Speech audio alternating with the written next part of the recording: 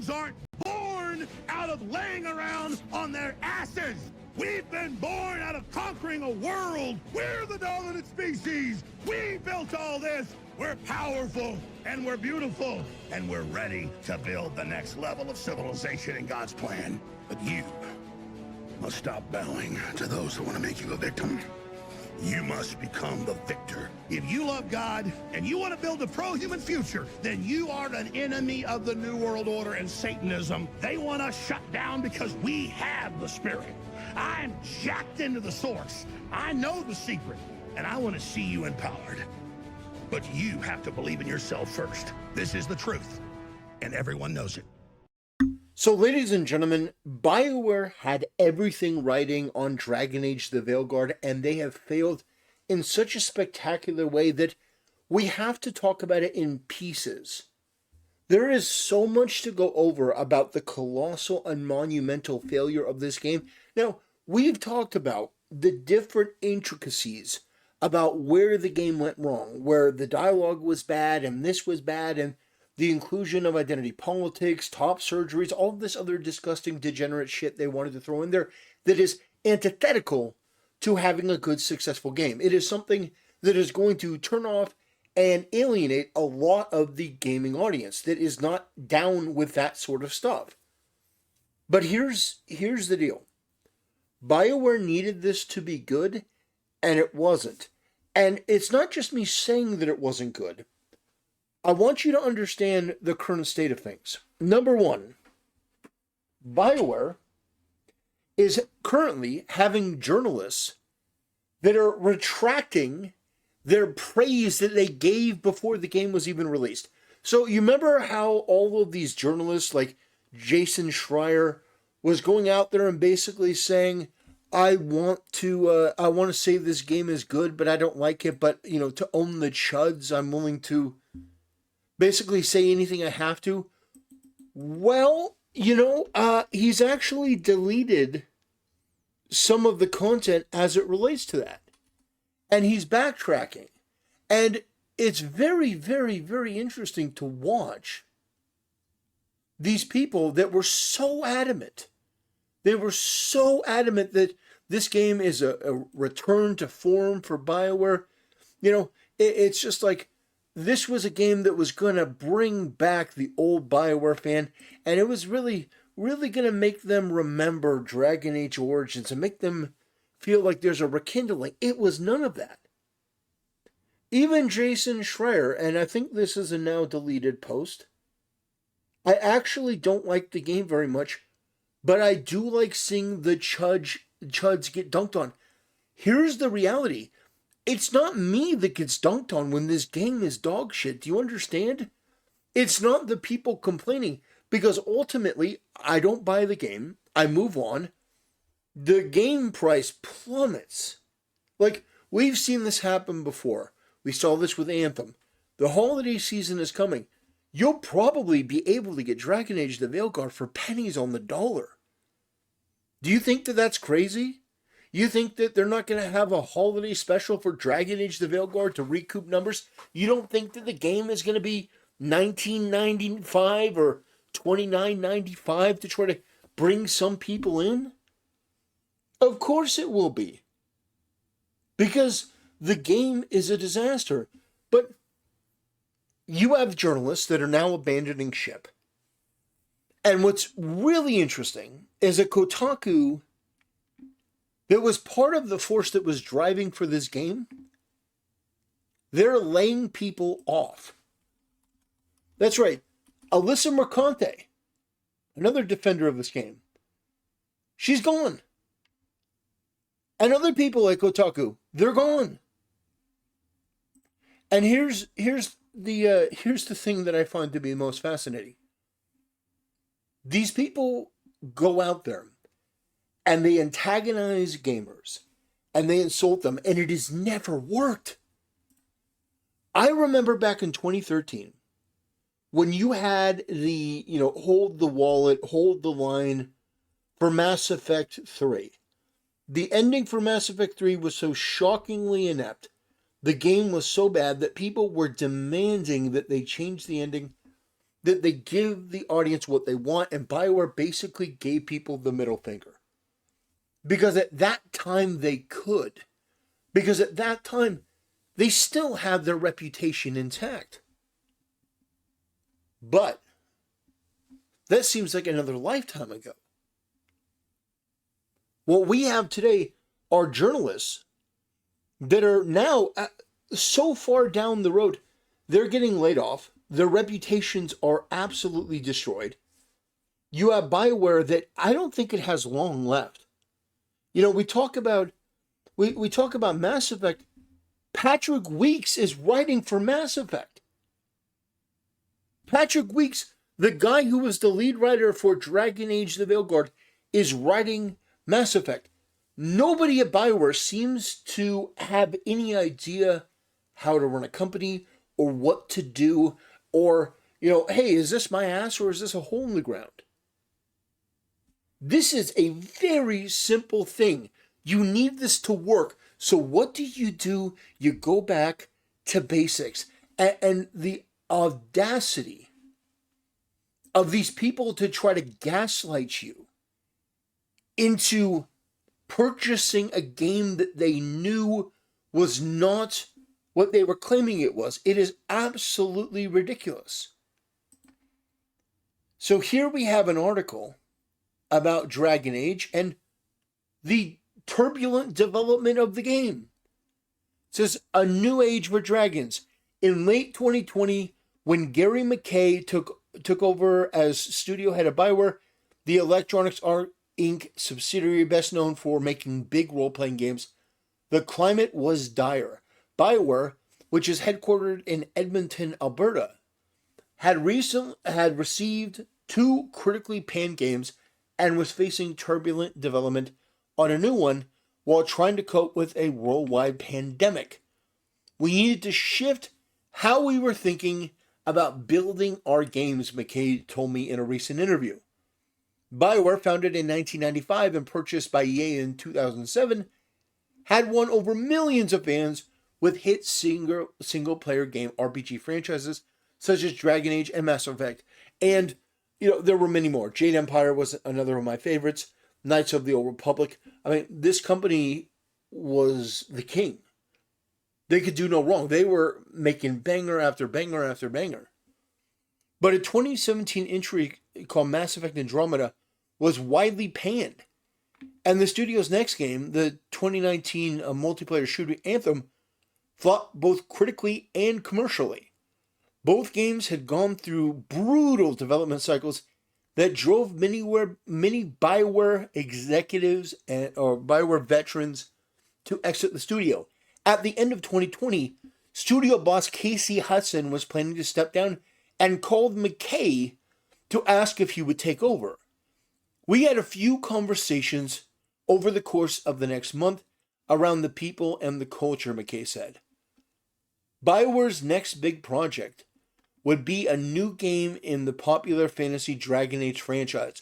But the game, which had been in development for years, was facing turmoil and had to be rebooted from a single-player game into a live service with a heavy multiplayer component. God, the sheer staggering incompetence. Who on earth thought that making Dragon Age a multiplayer live service game was a good idea? That person should be fired and never be allowed to work on any game company ever again. Which EA had been pushing across many of its subsidiaries in the late 2010s. Hudson, too, was interested in multiplayer games and had been the lead visionary on Anthem. Oh, man. Some employees jeeringly referred to the next Dragon Age as Anthem with Dragons, which worried fans after I reported on the game at Kotaku. Enthusiasts of the series wanted to make a single-player game, not a repeat of BioWare's biggest mistake. When he took over, well, actually, one of the biggest mistakes was not remaking the ending of Mass Effect 3 and earning all of that goodwill with the audience. That was one of the biggest mistakes. When he took over, McKay began to feel similarly. We were thinking, does this make sense? Does this play into our strengths? Or is... but here's the problem. So you can't do multiplayer games. You can't do games like Anthem. Apparently, you can't do single-player games either.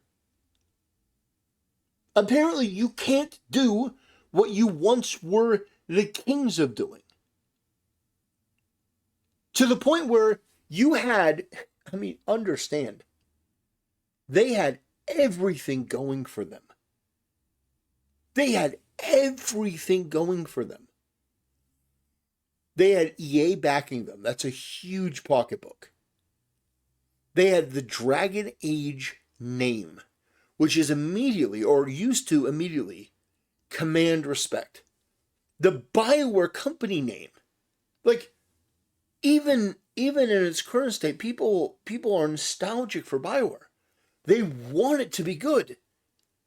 You have all of this goodwill and all of this money and all of these IPs and benefits and assets, and yet you fuck it up. I don't understand. Who on the team thought putting a disgusting freak as one of the main focuses of the game? Somebody's like, I'm the Dragon Slayer. I'm a non-binary. Who thought putting that filth into the game was a good idea? You need to find that person or those people, and you need to purge them from your company, metaphorically speaking, of course. Grab them by the scruff of their neck and throw them out of the building. Who thought it would be a good idea to add disgusting LGBTQ elements into the game? When you are this, you are in a position this dire. Understand, LGBTQ is a luxury. It's a luxury because it's moral relativism nonsense. It's like, oh, we're good people. No, first of all, no, you're not. There's nothing good or noble or benevolent about supporting the LGBT community, especially the activists online. But more than that, when you are as in a terrible position as you're in, when you are as hard up as you are, when you are at the, you're at the bottom of the ninth, you need a grand slam. You're in boxing. You're in the 12th round. You're under in points. You need a knockout win, a decisive win. You need something that's going to make people shut their mouths and stare in stunned amazement. That's what you need. But your game, Dragon Age the Veilguard, is so bad, you're not doing DLC, so you have no plan on following this up, which means that you know that it's bad. Jason Schreier is deleting his posts, meaning that the sales are probably abominable. We're going to find out about that in a couple months. The sales for this game. You have failed in every measurable way, and instead of taking the lessons and learning, I guarantee you're going to double down, and you're going to continue to make the same mistakes over and over and over again, because it's what you do. It's all you do. You can't learn, you can't adapt, you can't grow. You're stuck. And what's weird is we get to see the de-evolution of these people in real time. And I want you to take a look. I want you to take a look at the BioWare Twitter account.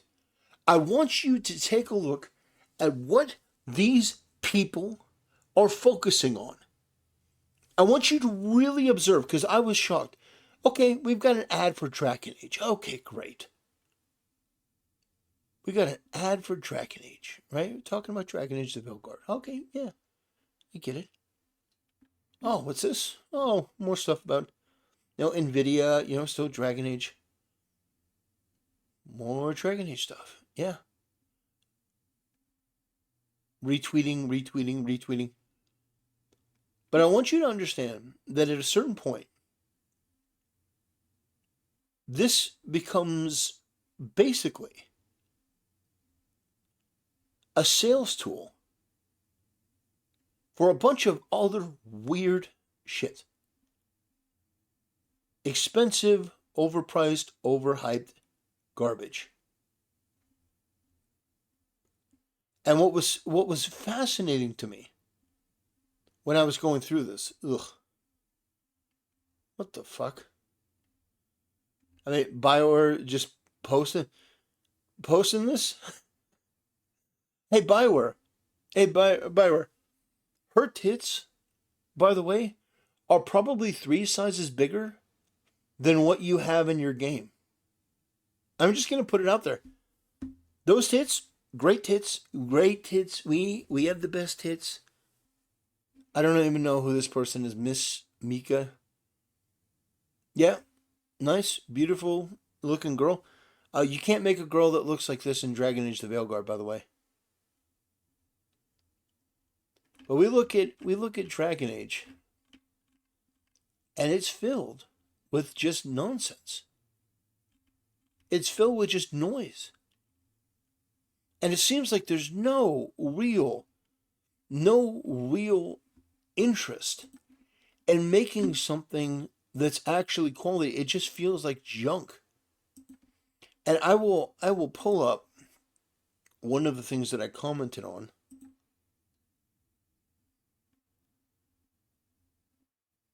Here we go. BioWare. That was Dragon Age the Veilguard. BioWare. N7 Trenchcoat. Stylish and bold. Get yours at Volatile Design or BioWare Gear. So this is what they're selling.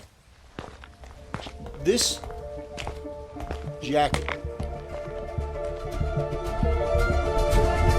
Now let me just say, and I said it here, I want you all to know that if you buy and wear this overpriced, embarrassing jacket, you're gay and you deserve to be made fun of, and that is absolutely true.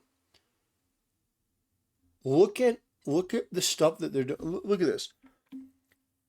Commander Shepard and Talizora as ducks. This might be the cutest galaxy-saving duo. Ready to save the galaxy one quack at a time. So basically, these are toys. These are tubs. Yeah, remember Mass Effect? Remember how good that was? Well, now you can buy toys. Yeah. Oh, remember Mass Effect? Here's a limited edition Commander Shepard. Remember when Mass Effect was good? And then them just posting a bunch of stuff. Oh, yeah, look. Look, there's a sale on our store. And basically, all of this, oh my God. Like, this appears to be where their true passions lie. How embarrassing. Your game is an embarrassment. It's a flop. And you're selling merch. You how much is this?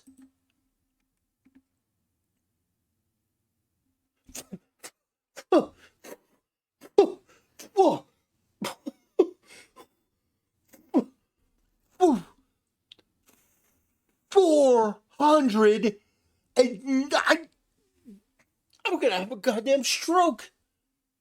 Oh, $30 off. Great. It's only $494. Whoa. $495. $495.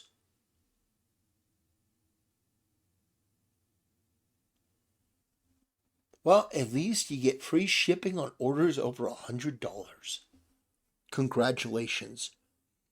If you wear this, I hope that people, when you walk around, start pelting you with tomatoes. What the hell? Are you kidding me? $495?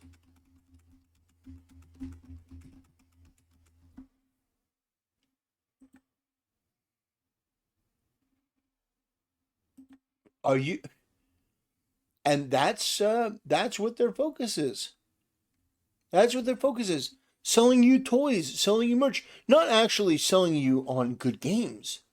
No, because why make a good game when they can just sell you on a jacket? They could sell you on a gay-looking, ridiculous jacket. This is the stupidest thing I've ever seen. And I mean, you think about it. A game costs $60. But if you buy one jacket, I mean, that's like buying a bunch of games, right? Or like the toys up here. The toy. How much do you think this Commander Shepard statue is? Oh, $179. Is that all? $179. Well, I mean, for statues, I guess that's all right. But do you understand that they're more interested at this point in selling you merch? How much for the ducks? How much for the ducks?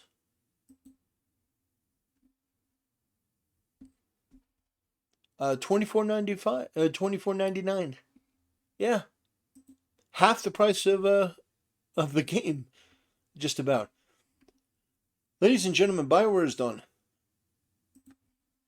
What else is there even to say? Even the journalism, the journalism brigade that are gave it 9s and 10s out of 10s are abandoning them. I bet you the sales numbers come out and they're abysmal.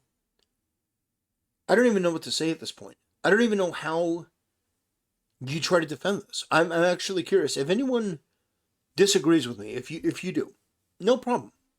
Explain it to me in the comment section below. How do you justify this? The game was shockingly inept. It was absolutely terrible. Even the journalists are abandoning them. The sales numbers must be abominable. They're not doing any DLC. They're not following up on this. They're not doing anything with it. How on earth do you defend this? And when a company is in this much shit, like, do you understand? People are going to lose their jobs. And that's the heartbreaking thing. You think it's compassionate to promote this LGBTQ filth. Well, I'll tell you why it's not. First of all, you affirming them is one of the worst things that you can do. Because not only are you, affirming sin and debauchery and degeneracy and, kink culture and just baseless, pleasure-seeking behavior. Just disgusting, primal, animalistic style shit. But when it comes to transgenders, you are affirming some of the most just outright evil stuff in the world. I don't know how a person could look at transgenders and say, I'm going to suggest that you join in on that group. Over 40% suicide ideation, over 15% regret ideation where they get, they get castrated or they get mutilated and then they regret it. You take away their kids, their future. I couldn't live with myself if I supported or promoted something like that. And a lot of content creators do because they think that's where the advertiser money is. But I couldn't live with myself. I couldn't live with myself if I promoted that. And they think it's so important. It's worth losing the credibility and reputation of a company, of a franchise. It's worth losing people's jobs. Because that's what's going to happen. Concord was a perfect example. Dragon Age the Veilguard is a perfect example. Assassin's Creed Shadows is a perfect example. How many more examples do you need before you stop this experiment? Anyway, ladies and gentlemen, I'm going to end it here. Thanks for watching. We'll see you next time.